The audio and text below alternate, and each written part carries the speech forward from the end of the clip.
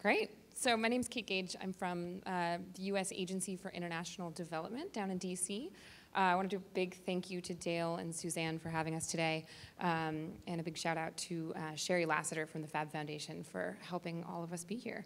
I'm in an office called the U.S. Global Development Lab inside of USAID. And now, if you don't know USAID, we are the lead agency for the federal government for international response to things like earthquakes or hurricanes, or in the case of today, Ebola, working closely with the CDC. But we also work on long-term challenges like global health, agriculture, economic development. And USAID has just launched the lab, and inside the lab, we're looking specifically at science, technology, innovation, and partnership as the tools to solve these types of problems. And overall, USAID's goal is the elimination of extreme poverty. That's where we have our focus. And recently, USAID has, with a lot of help from the focus that the White House put on the Maker movement for the federal government earlier this year, been looking at the Maker movement and enthusiasm around it as an application for global development.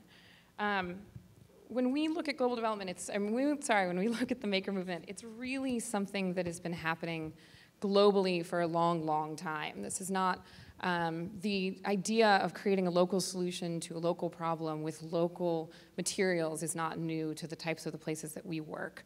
And for a long time, USAID has looked at supporting the types of solutions that are coming out of these communities. And it's an obvious movement for us to look and see how the enthusiasm here can really help to drive access to tools and support for innovations that are coming out of these communities, but also for ideas that are coming from around the world. We support things like Argentine car mechanics who created a life-saving solution that's now being used around the world. We support, one of the speakers you'll hear about, BioLite, where they've created a clean cook stove that's now being scaled up in India and across Africa. And we're looking to see how we can start to work with you and start to bring you all into this, into the global development conversation. Today we have some speakers from across the different focus areas for us. We've got Saname Kofi coming in from Togo. You'll hear him talk about a little bit of the incubation work, design work that he's been doing in Togo, and his team built an e-waste and 3D printer out of e-waste that's really been a really fantastic example of what it looks like for someone to build something locally. I think he talks about high-tech, low-tech, and I hope he'll get into that a little bit more. We're also really excited to have Anna Waldman-Brown here, who's been doing a lot of critical thinking about fabbing and rapid prototyping and advanced manufacturing tools and spaces and networks around the world. We have Monty in from BioLite. He'll talk a bit about the solution that they've developed. And then Mercy in from Nairobi, who's a true life example of someone who's looking at building community, a global community to tackle a local problem. In her case, it's poaching and the poaching that's happening across Africa. So I'm really excited to have them, and they're the real doers in this space, and I'm excited to have them get up here. I would just say that one of the pieces we're most excited about being here at a place like MakerCon is looking to engage all of you, that we truly believe at USAID that solutions can come from anywhere, and that you all can be supporting folks like Saname or Mercy in building out their tools, making them better, making them more effective. And we hope to sort of find pathways to make sure that you all can be engaged. It's just a quick aside. I came from a conference this morning that USAID is hosting down in DC, and it's John Kerry and Madeleine Albright and all of the luminaries of the development world. And we had a 3D printer there that was building one of the open source, low-cost prosthetic hands. And it's so fascinating coming from a community like that, where everyone is standing there and saying, I've never seen a 3D printer. I don't know what that even means. I don't understand how that connects to global development. And then to come up here and see just all the amazing things you all are doing. So today I can actually tell you that as we speak, Madeleine Albright is seeing a 3D printer printing a prosthetic hand, which is really, really exciting for us. So anyway, so without further ado, I will pass this over to Anna and Saname. and they'll tell you a bit about the work that they're doing. But we're all really excited to have you here, and come on up.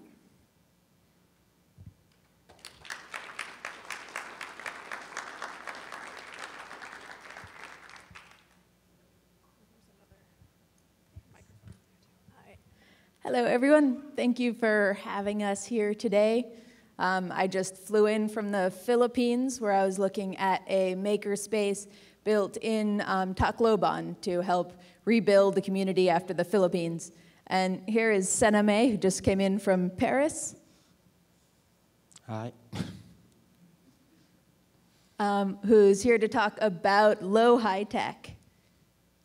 Okay, it is a PowerPoint made for a 1 hour presentation, so I will try to to do it in 5 minutes.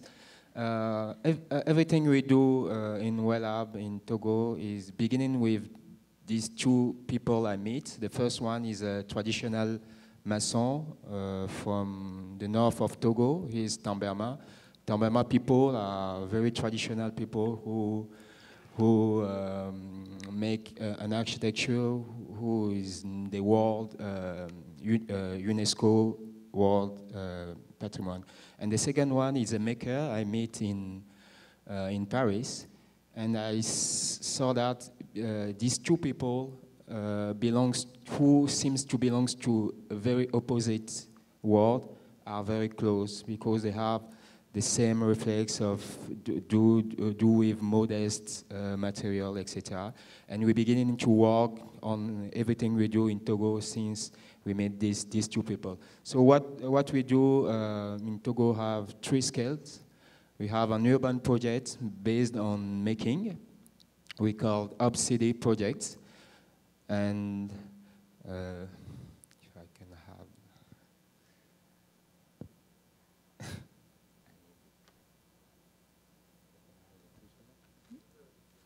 Okay. Okay. Okay. So we have this urban project, but we who philosophy is to do low high tech, so to do very high technological project, but with the local resources we have and projects which African people can appropriate very easily. So we work on a traditional way of building, but we work also on 3D printer, etc. And all this program gave birth to the first makerspace we create in Togo, whose name is WellLab. And what is WellLab is the philosophy based on sharing. It's also a space who people come and try to work together and develop technological projects. We have logistics in this space, but is also a community. We have about 25 young boys and girls in this community, very young people, because the middle age is 19, and we have about 30 girls in our community. I can present all of them. We developed technological projects. We are also an incubator. We incubate startups and collaborative projects we see all over the world. And we make a lot of events, like making events. We have 5 startups in WellLab. And all our philosophy is based on low high tech, so we work a lot with e-waste. And our well-known project is the WAFAT project, which is the first African 3D printer, and a 3D printer made with entirely with e-waste.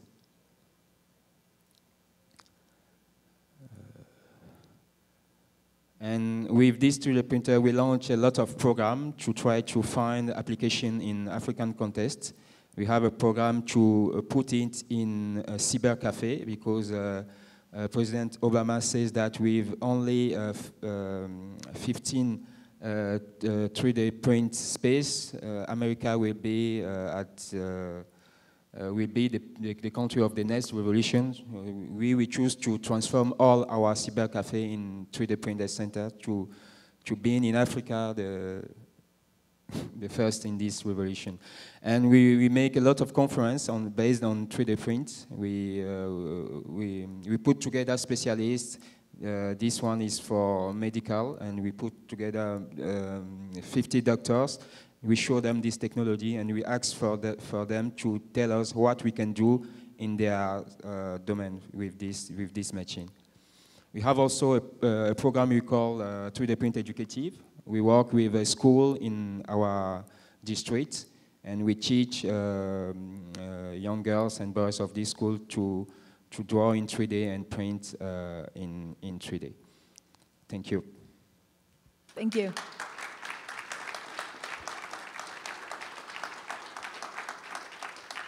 Excellent. So I'm here with the Fab Foundation, and I spent about 1.5 years in Ghana with the Ghana Fab Lab, as well as doing research on informal sector and manufacturing there. So I think it's really exciting to see, showed a picture of President Obama, and you're now working to transform the entire city of Lome. I've also spoke with the Council of Innovation in Lagos, Nigeria, which is very interested in promoting innovation and making for development, as well as their national initiatives now in Iceland, Bulgaria, South Africa, the state of Kerala in India. And it's really just taking off. My friends are talking with UNESCO, there's USAID. The World Bank was sent a huge delegation to the annual Fab Lab conference in Barcelona this past year, where your team, I am honored to be here with the winner of the Global Fab Awards for the Wafat 3D printer. So what do you think causes so much of this global multinational interest in making? The interest in Africa? Mm-hmm. I think it's because it is in our habit to make in Africa. We are like Americans. We try to do things with by our own, with the resource we have. So it is a movement who interests Africa because it is in our habit. But it's not already a culture like here. It is just a habit for the moment. Right. I was surprised when in Ghana, the entire public transport system is run by what we might call automobile hackers. They get parts from mostly the US, Europe, Korea, and hack together these vans using rebar and mattress foam to make folding seats, and they go in and weld together everything. They'll sometimes get vehicles from Britain where the steering wheel is on the wrong side, and they'll just shift that whole thing over. There's a huge culture of making, as we would call it making, but it seems like it hasn't been appreciated as an art. It's been more of just sort of a habit out of necessity. Have you felt that way? Yes, we make in Africa because of necessity, but I think it must become a culture if we want to use it like a development vision. You know, we need to have space dedicated to this. We need to have some stars like you have in West. We need to have events like this. And this all make culture and will help Africa to take conscience of the importance of what they do with habit, and that they can use to change their way of life. Yeah, to really celebrate the existing makers in a new way. Yeah. And I think in Ghana, the first maker space, so to speak, was started in the late 80s by the government in a collaboration with the engineering university, KNUST. And they were thinking of bringing in digital fabrication long before Neil Gershenfeld and the Fab Lab set up. And a lot of that was about promoting entrepreneurship and how do we get tools and new technologies into the hands of these, I think it's about 3/4 of the continent of Africa works in the informal sector. So they have no formal linkages, no official plans for growing their business or connecting with the government or with other businesses. So that first makerspace was really started around entrepreneurship. But it seems now there's also a focus on empowerment and these more vague skills in terms of how do we create an innovation economy. Yes, the informal sector is everywhere in Africa. Everything is informal, and the maker movement is the movement, the best movement for informal sector. You know, so our politics must know this and try to work with this maker movement like a vision of development. But we need also to professionalize what we do with Habit. So the business aspect, the startup aspect can help us to be more professional in what we do. Yeah, and how do you feel that's different from the maker movement, say in the US or in Barcelona? The difference between or Paris? No, I think in America, because I was in Saxpao in North Carolina. I think in America is really a culture. It's really a culture. In Europe, it's something who come now, but in America, making is really a culture, and this is a specificity of this country, I think. Yeah, and you're working to grow this culture now? Yes, in Africa, yes. Only in Africa. Do you want to talk a bit more about Hub City? Yes, the Hub City project is an urban, is a smart city project, but the specificity is this. We think that the best city is the city people build themselves, not urbanists or politics. So we try to think about an urban project that people can have the capacity to transform the city themselves. And we call it Hub City project, and it is possible because of everything the maker movement helped to do. Because you can give people, place, technology, event like this, who can help them to have the capacity to mobilize and try to work on their environment and try to change their city. So it is a utopia based on the maker movement for changing the African cities. Yeah, very cool. I look forward to coming to Lomé to visit in person, and I hope all of you can come. It's actually really easy to get a visa.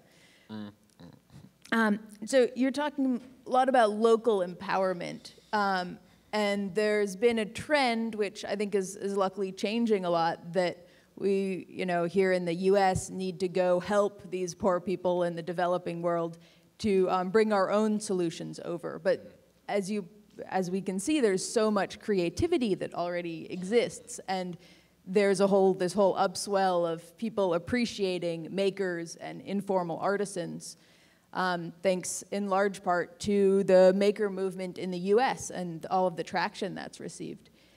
And what would you say is a good way for, if anyone here is interested in going out and collaborating with makers across Africa? Yes, we work on collective intelligence. So everything you can give to us, not I don't know how to say it. Everything you can send us or show us, help us. But the very hard work to do is for Africans to not take everything people give them or everything they see and try to use it in Africa or to replicate it. They have to make the effort to convert everything in the African context. So the Maker movement is a new, maybe have the potential to establish a new way of collaboration, but Africans have to work a lot on how to transform the tools or the intelligence this movement will give us to adapt it to our context. Yeah, thanks. And what advice would you give to Americans if they want to collaborate? To be curious and prudent. Don't come and like circumspect. Yes. Don't come and think that you can change everything quickly. Be patient and prudent. Thank you. I think we have time maybe for one question. There are two. Yes. I'm just really curious about this e-waste 3D printer. Can you just tell us a little bit about like what went into it? What was the basic appliance that was used as the frame, or something a little insight into just that project? Were you involved in that particular project? Mm-hmm. Okay, so just a little bit about what kinds of things went into making that printer. Okay, the philosophy of our space is to do low high-tech, so make high technological projects, but with local resources. And unfortunately, e-waste are now local resources in Africa because all the e-waste of the West is sent to Africa. In Ghana, near of us, we have the biggest e-waste dump in the world. It's an entire district covered by e-waste. I think it's the world's most polluted location. Yes. So we try to think to how to make our own 3D printer after seeing a Mendel Prusa, and with local resources, and we say maybe we should try to make it with waste, e-waste. So it's an original way to build new machine with old machine, and maybe send back this waste to waste, but with in machine who work. And you can come see it. You'll be demonstrating at Maker Fair. Yes, Saturday, yes. Yes. Can you tell us, so in the United States, we're so used to having access to clean new materials to work with when we make projects. Can you tell us perhaps a story about the differences between using fresh material and recycled material for your projects? Not just e-waste, different things. The big problem is that you can't sell a machine you build with waste, because in our 3D printer we have elements who belongs to Microsoft, HP, etc. Because we don't build them ourselves. So it is a new rapport. A new report with the thing you use, because it is yours, but it's not yours, and so you can do everything you could do with a machine you do entirely. You build entirely yourself with a machine you build with e-waste. Does that answer your question?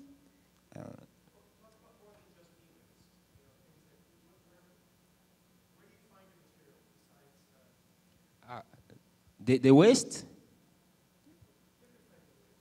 Oh, in Africa you can find e-waste everywhere.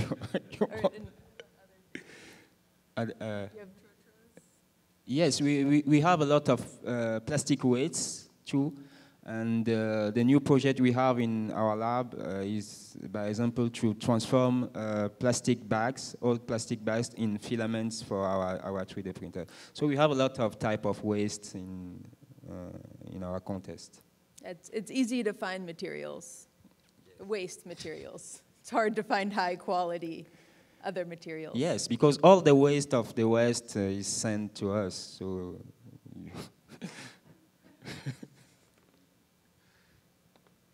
Thank you. I think if anyone is interested in knowing more, there's WOI Lab's website up there, and there are over about 200, I think, innovation centers, hacker spaces, fab labs across Africa. So you can find those on hackerspaces.org and fablabs.io, and then just search by country. So I hope you'll all consider collaborating with some of these very excellent, brilliant people. Thank you. Thank you. Awesome. Thanks, guys. And then, so up next, we've got Monty Mcdermott from BioLite, and he's going to talk a bit about the design process that they've gone into in developing products both for you here in the States as well as in the developing world. And I'll give a quick shout out that BioLite is actually a grantee of USAID, so we're very proud of the work that they do. Thanks, Kate. And thanks, Anna and Saname, for a really fascinating conversation. And hello, my name's Monty Mcdermott. I'm the Director of Engineering over at BioLite, which is a Brooklyn-based social enterprise, and we're focused on bringing clean energy solutions to off-grid communities worldwide.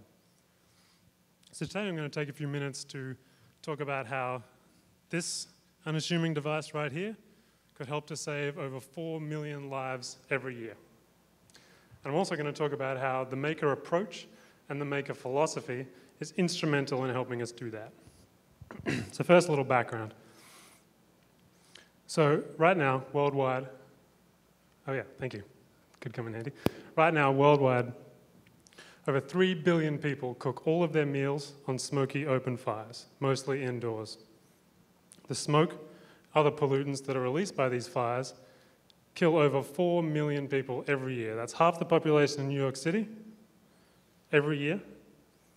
And it's more than the total death toll of HIV, malaria, and tuberculosis combined. But it gets worse. Each of these open fires has a climate impact that's greater than the average family car. This is a massive problem. It's a huge, huge global problem. And what's crazy is that this problem has received shockingly little attention in the mainstream development community today. That's starting to change at the moment, but it's the way it's been. And what's really surprising, given that, is actually a really good solution exists. So this right here is what we call the home stove.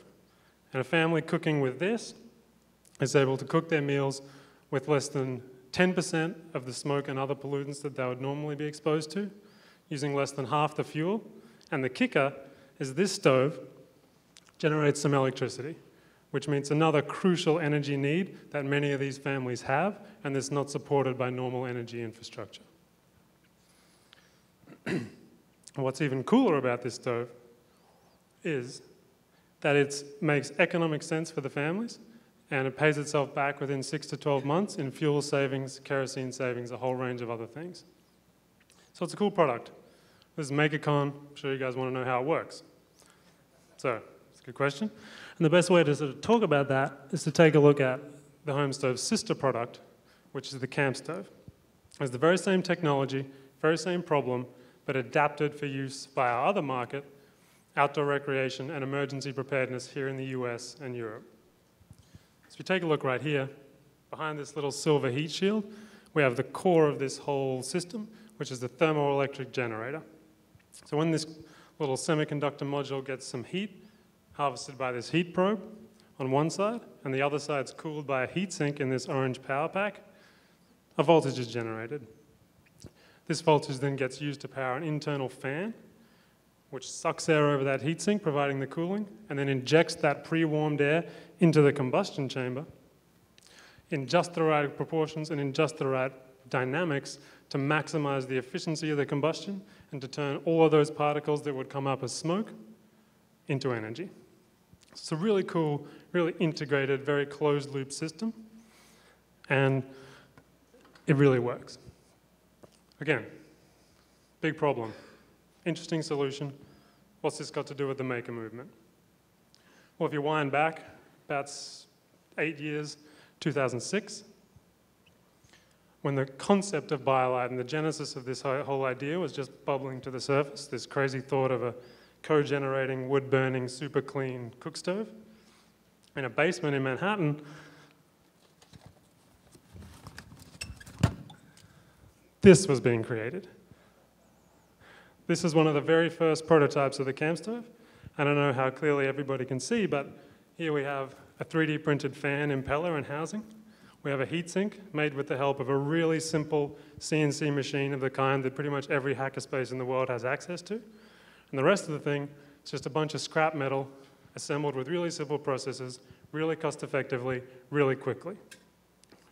And this, more importantly, has some really interesting technology embedded in the center of it, in the thermoelectric module, and it really works. All this stuff is classic maker tools, maker technology, and a maker approach. And honestly, that's still the core of the product development process that we at BioLite use to go from prototypes like this to products like this that can do all this great stuff. They can cut smoke by 90%, they can cut fuel consumption by 50%, provide electricity to people who don't have access to it through any other way. But, honestly, that's only the beginning. Where it gets really interesting, and what we're working on right now, is applying this same maker philosophy and this really innovative maker-based approach to figuring out how to get these products out there.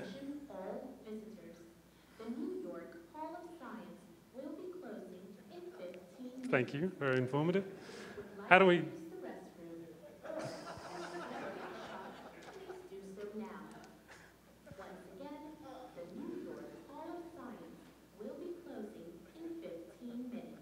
I was just getting to the punchline too. All right.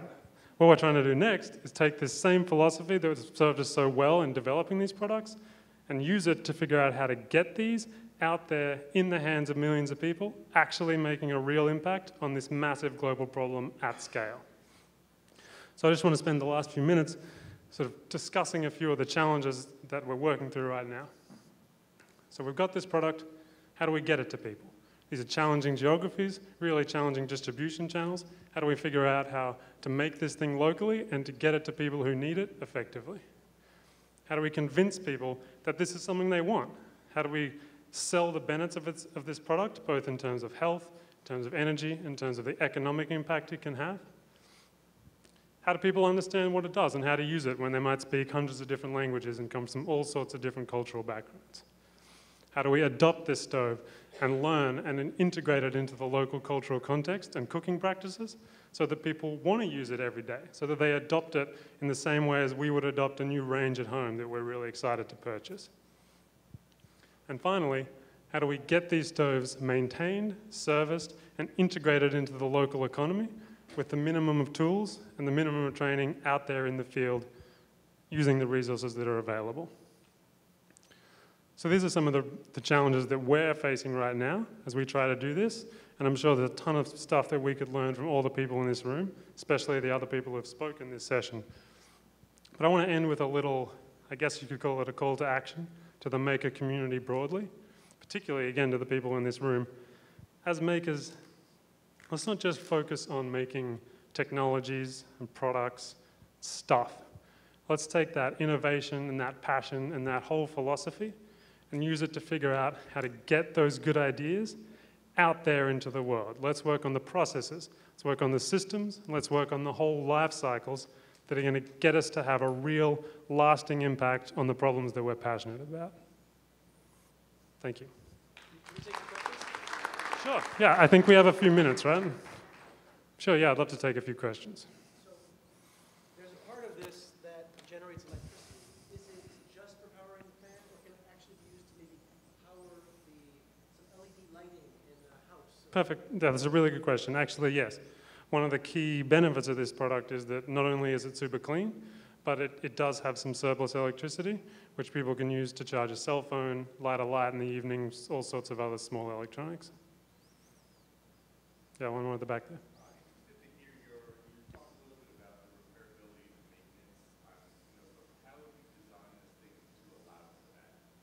Yeah, that's also a really good question. And one of the key challenges or one of the key themes that we try to bring to this process is identifying the really natural modularities in the system so that we can figure out, I mean, everything fails, right? No matter how good of a design you do, there's going to be lifespan, there's going to be serviceability. So we make sure that we understand each component and how it fits to the rest of the system and how we can naturally come in and say, take out this orange part, which is the power pack, which has a lot of this electronics and moving parts and things that maybe have a shorter lifespan.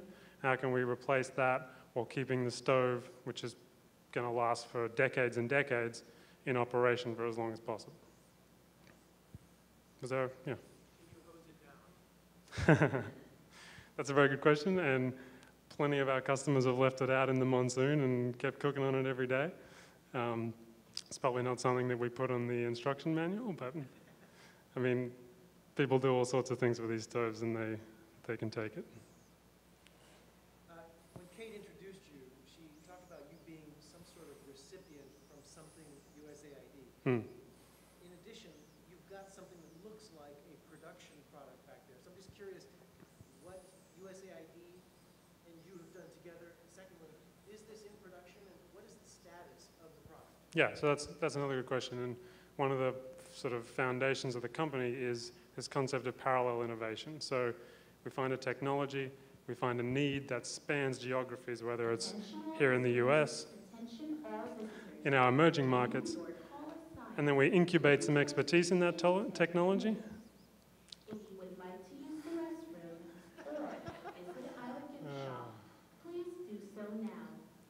And then we Then the new door Hall of Science will be closing in 10 minutes.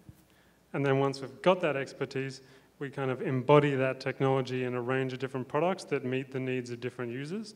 And we use the revenue from our Western market business to subsidize some of the development costs of products like the home stove. But the whole concept underlying the business is that these programs should be self-supporting and sustainable economically, you know, once they've reached a reasonable scale. And so support from people like USAID very generously and is really crucial in allowing us to do the learning we need to do at this low to medium volume so that we can scale up in a financially sustainable way. So there are, you know, several thousand of these home stores out there in the world doing that learning for us about all these kinds of things, distribution and marketing and service and maintainability. All this stuff is part of that scaling up process. One more? Okay, sure.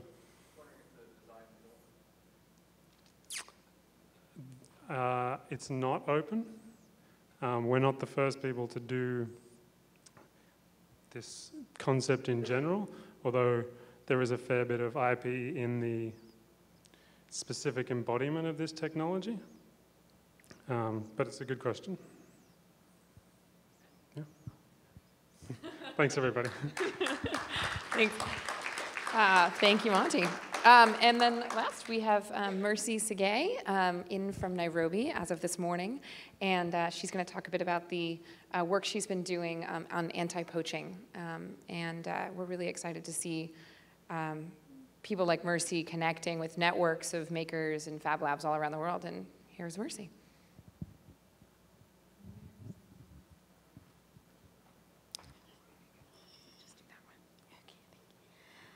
Thank you.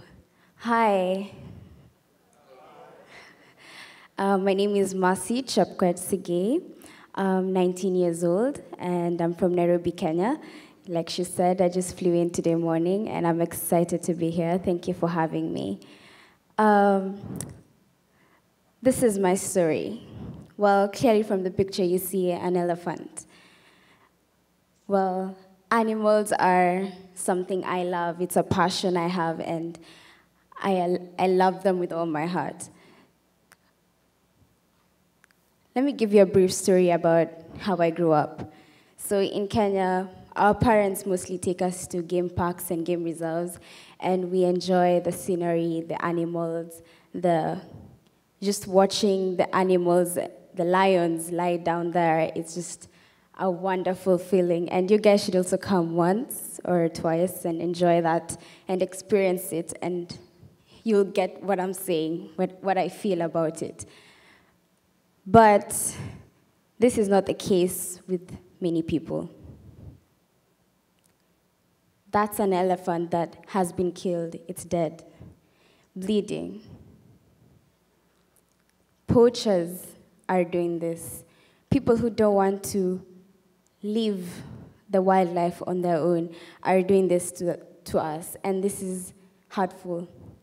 According to National Geographic, it states that about 100,000 elephants were killed in the last 3 years. And if this doesn't stop, our elephants will go extinct. And you guys might not be able to see this, yet I want you to see this. I want you to see the elephants alive, magnificently standing up, not on the ground lying dead, bleeding. Which brings me to our solution. Right there is me in the center. This was back in 2013, last year, when I was still in high school. My team enrolled for a competition known as Innovate Kenya. It's an innovation competition run by Global Minimum. And right there is us at the finalist section being awarded our certificates for the great work we had done.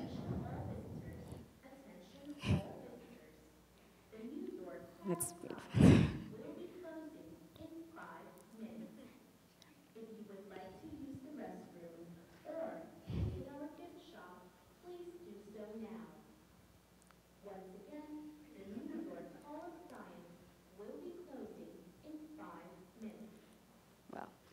Well, our solution is using a motion sensor. We're using Arduino technology. This technology, we found it online. We were Googling, and we came up across makerzine.com, and we saw the Arduino kit and how the wires and all that, and we ordered it online, and it was delivered to us while we were in school. And that's where we began researching on coding and all those things. I personally had not done anything to do with engineering or anything of that sort. I'm actually doing financial economics, so that's a whole different line, but it's a side thing that I love and enjoy doing. So what the motion sensor does, it detects intruders. So we plan to put it in a game park or a game reserve, whereby it will be able to cover 360 degrees. And since it's a prototype, it does only about 9 meters. But we're looking for a better solution that will be able to cover a longer range. And since our game parks are really, really big. And with that, we will be able to detect an intruder in a game park and capture them before they actually start killing animals for the ivory and causing such harm to us. After we had this idea and had gone for the Innovate Kenya competition, through Global Minimum, we were able to get connected to iHub and Fab Lab in Nairobi. And we got such great mentors there. We learned so much from them, and we're still working with them currently on how to continue making our project a reality. Not only did we get local mentorship, but also international mentorship. MIT students came for a week, and we had an MIT Media Lab week with them. We enjoyed their stay with us. We learned so much from them. We got their opinions, their ideas, and we were able to incorporate that in our project. For example, they gave us the idea of incorporating a gun sensor in our motion sensor, so we can be able to work both of them at the same time and get a better product. And that's my team. We're 3 girls. We met in high school, our last year, and on the right is Joyce, and on the left is Tracy. Behind them is Nairobi, beautiful, beautiful city. And these girls have been with me ever since last year. We worked through the whole year together, and we plan to continue working in the future together on this project and making sure that our animals are kept alive and that everyone in this world gets an opportunity to actually experience this love. And Tracy is a fan of technology. She just goes crazy about technology, and that's how we are able to connect very well. I love animals, she loves technology, and Joyce just connects the both of us and completes us. And thank you for listening to me, and it's a great honor to be here. Thank you for inviting me, and I hope you join my movement against poaching, and that we'll be able to get a solution that will work, that is not expensive, and that will help keep these animals alive for our future generations. Thank you.